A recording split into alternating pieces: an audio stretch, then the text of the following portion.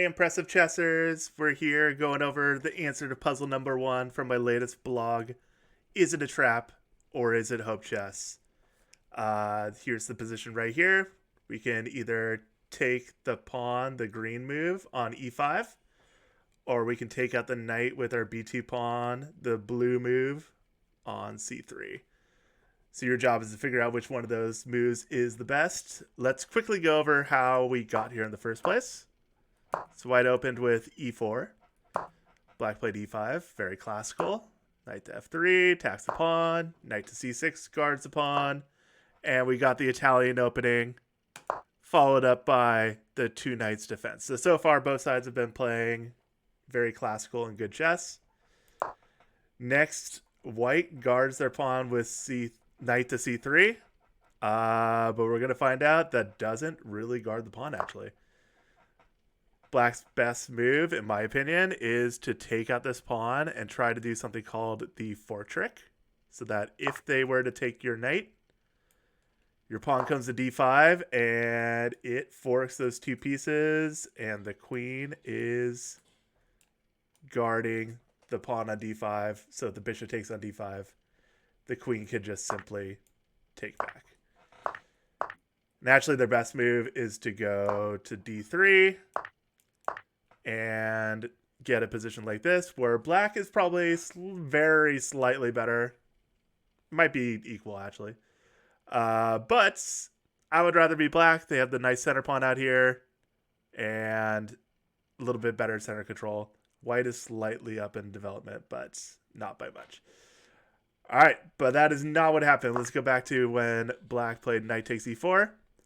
In this position, white did not take the knight, which is probably their best move, actually, but they decided to go with d4, a mistake. Black played knight takes c3. They are trading down when they are ahead. Makes sense.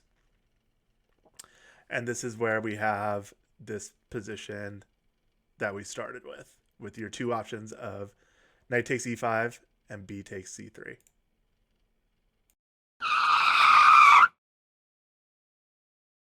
All right, guys. If you said you would play knight takes e5, as you can see from that question mark, you'd be wrong. But maybe you saw that if they took your queen, which is a double question mark blunder, white actually has a mate coming up with all checks. So check, guarded by the knight. King e7 is forced. Check. The knight's guarding the bishop. The king actually has to go to d6. And we are not tempted by that queen. We are going to instead go for knight to c4, check, and mate.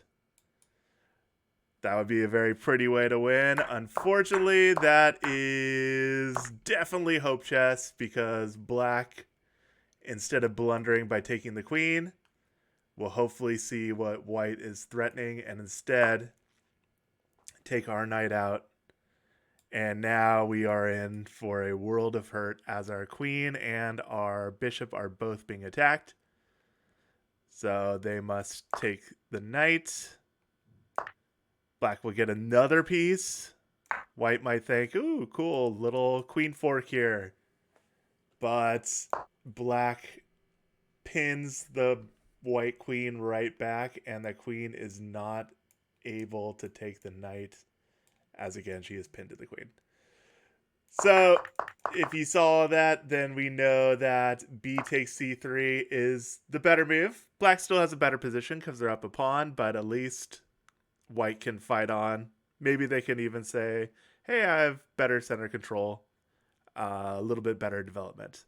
Although, to be honest, black is doing a little bit better here. But again, they're not totally winning like the knight takes e5 Hope Chess move. All right, guys, hope you got that. And if you didn't, then you learned the difference between a trap and Hope Chess. And again, thanks for watching. Be sure to check out my chess.com blogs. There's a lot of good information in there, if I do say so myself. And stay impressive.